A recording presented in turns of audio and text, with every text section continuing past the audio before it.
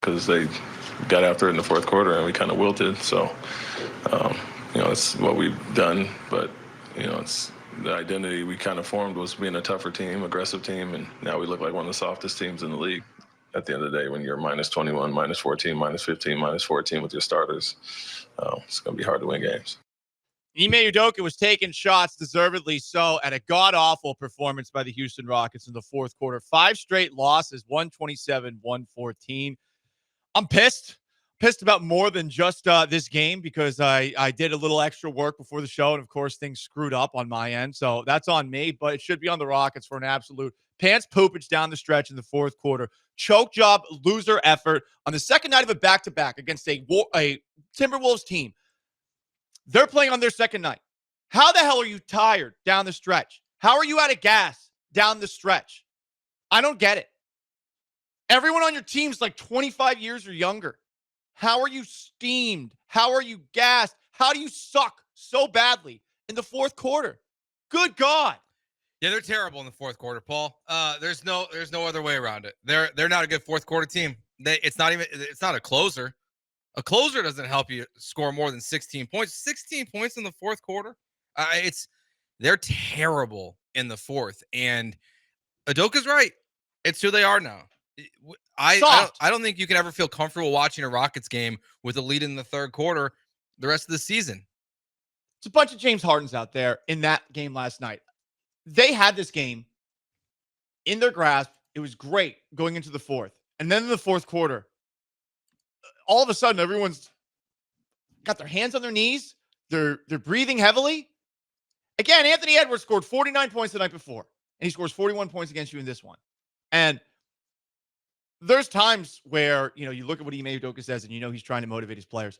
I really hope he lit into them. And I know he lit into them in the press conference, but there's a certain point, too, where you wonder, okay, is this actually getting to these guys? In this 5-game stretch where they've lost 5 in a row, nothing's changed. They've sucked in the fourth quarter in every single one of these games. And last night felt like they were out of shape. I mean, I think it's pretty easy to say it's not getting to them because it's very similar. It's bad offense. It's worse defense. And they just don't do anything great in the fourth quarter. And it's not like these teams are coming out and playing them that differently in the beginning of the game versus the end of the game. They're just playing poorly. They don't do anything well. I mean, think about the end of the game there. They're trying to get back into this game. They still got a shot at it. And their idea of what makes the most sense is and I love Amen Thompson. Star player for sure. Totally agree with that. But their idea is for him just to run as fast as he can down the court, try to get a layup, set up no offense, not get a good shot, hope to get a foul. Like that's what they're trying to do there at the end of the game. They're not getting the ball to Şengün. They're not running an offense to try to get open looks at 3 for Dillon Brooks or anyone else. They're just running towards the basket and throwing it up there, hoping it's going to work. It's not good basketball. Like that's the thing is it's not just being tired, which is astonishing. It doesn't make sense why they're so tired at the end of this game. They look gassed. I mean, this team right now, they desperately need it to be next Friday and be at the All-Star break because they're unraveling. I don't know the fourth quarter stuff. There's only so much Ime can do. There's only so much that he can do at any point in time to get this team ready for a fourth quarter when they're just doing the same thing over and over again. But this is what you get. This is what you asked for.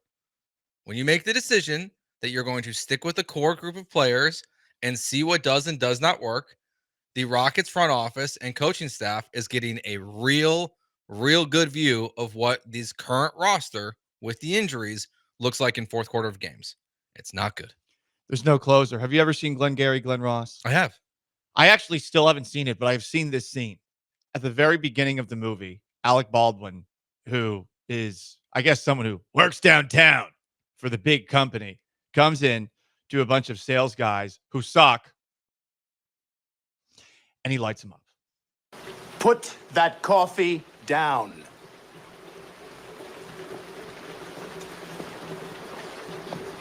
Coffee's for closers only.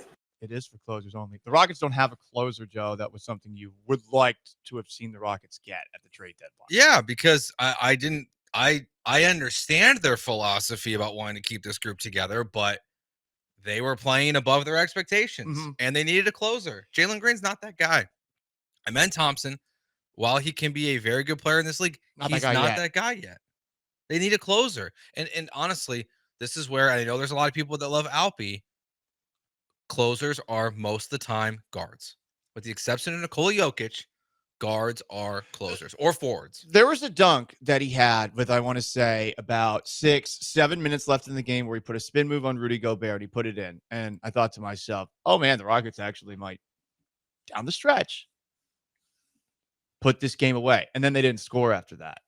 And then Anthony Edwards, who also looked tired on the second night of a back-to-back where he scored 49 points the night before. I get he's one of the best players in the NBA, but he's just as tired, if not more tired than you.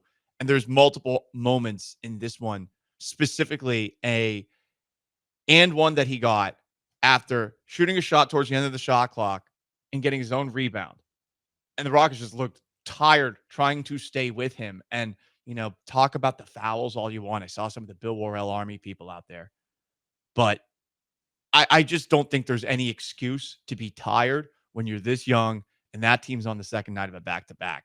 And I don't know what Ime Udoka can really tell to a team like that other than just lighting into them after the game, calling them soft, etc. Yeah, and that's why, like last week when we were talking about this team, could they get to the Western Conference Finals? Yeah, if they played the way they did 2-3 weeks ago, but they also could very easily, as we're seeing here, be a first-round exit because they just lack it as a team in the fourth quarter. Offensively, defensively, game plan-wise, all of it. They make too many mistakes. And this isn't just Fred VanVleet. Like, you can't just look at Fred being out and act like this is, only because he's gone. There's no way. Fred VanVleet doesn't solve these problems. Maybe you win 2 of these 5 games that you've lost, maybe 1 of them. But, you're not 5-0 in the last 5 games in which you've had leads in the third quarter or in the fourth quarter, and you've lost all of them. And they're just collapsing. They're not just they're not getting beat either. I think that's what's the frustrating part of this for when I'm watching these games is they're not getting beat. They're giving the game to the other team. They had the game in hand last night and they're just giving it to the other team. It's so obvious that the only guy that can beat you is Anthony Edwards, and he's doing whatever he can to allow that long offensive rebound that then led to the and one. That's effort. That's boxing out. That's basketball 101. Mm-hmm. Fred VanVleet doesn't solve those problems. As King of Twitch points out, it is a young team, but if it's a young team, they shouldn't be tired. Really, that's the big takeaway I had from last night. No excuse for that. Now 5 losses in a row. Ime Udoka, after the game, had this to say, and a lot of people are hot taking up a storm after hearing this one. Here he is talking about how the Rockets could not stop Anthony Edwards. First quarter, we were extremely soft on him, and he got way too comfortable. Didn't follow the game plan as far as how we wanted to guard him, and went under a bunch of pick and rolls early. Obviously, he's number 1 in the league in attempted threes off the dribble and percentage-wise, so let him get in the rhythm there. Obviously, 18 early in the first half, 8 free throws first quarter, so got after it better in the second quarter. He only had 3 points there, went after him a little bit, but when we went after him fourth, couldn't trap him, couldn't guard him one-on-one, couldn't get through pick and rolls, and so it's nice to have a special player that can get buckets at the end. It'd be nice. The Rockets don't have one of those. What do you think he meant by that? I think there's 2 ways to take it. I'm not really sure which way I want to fall on this one, Paul. He is either calling out his GM, Rafael Stone, saying, I need a closer, or he's calling out his players saying, you're just not doing enough. Because they weren't aggressive down the stretch on offense. Yeah. And they weren't as attentive on defense as they should have been. All marks of a tired team, but at the same time, yeah, you're right. There's no one there that's picking things up and putting it on themselves outside of that one moment from Alperen Sengun, which again was 6 to 7 minutes left in the game. Which is, it almost it doesn't count then. There's too much time left in the game. Exactly. Yeah, right. It doesn't really count. 75 half falsehoods asks, dumb team. At times. That's where I think young team. I wouldn't say dumb team. They're young, they're learning. This is part of the growing pains. We don't see teams come onto this scene and just win championships right away. We saw the Boston Celtics go through years of struggling to get to the finals. Even when they got there, didn't get it done right away. We saw the Oklahoma City Thunder have an early exit last year. Hell, the Miami Heat, Golden State Warriors, they didn't just show up and be dominant right away. This is part of the process. It doesn't mean you can't be frustrated with it because it's 5 straight games in which the team has not improved at all in the fourth quarter. So I would not say dumb. I would just say very young, very inexperienced. From the 409, this texter brings up, It's funny how things have changed so quickly. They have. I mean, they were doing great in January. It was fool's gold to a degree. I think we all thought that. It's exciting, but I mean, really, how far were they going? From the 409, with the depth of the West, I wouldn't be shocked if they lost the play-in at this point. I mean, we're this is a little reactionary, but I get the mindset right now. The problem I have is that I know Ime Udoka is a good motivator and a good coach, but I sort of feel the same way about whatever he's telling these players as in the movie Stand and Deliver or in South Park when Eric Cartman starts saying over and over again, how do I reach these kids? But with an accent that if I were to say on the air, I might get canceled. But here is Eric Cartman. How do I reach these kids? I did that once and someone tried to cancel me. So no. I felt like I had to this time around. Play a little defense. Yeah. More. You played more defense than the Rockets did last night in the fourth. I did. Yeah, a lot more. I put more effort into pulling highlights, of which there were little, from the end of that game as well, and trying to put it into audio form than the Rockets did. I'll admit that most of my anger about the Rockets to start off that segment was literally about how Towards yourself. I was mad at myself.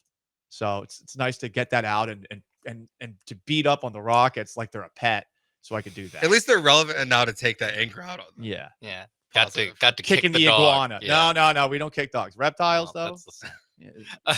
Kick the iguana.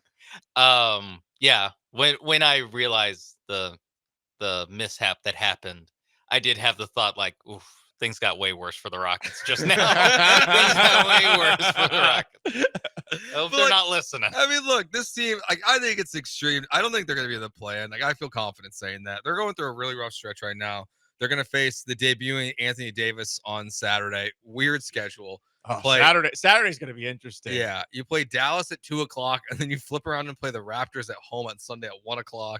So that's a very strange. Could we be coming in Monday and they've lost 7 straight? Oh boy. Maybe. I hope not.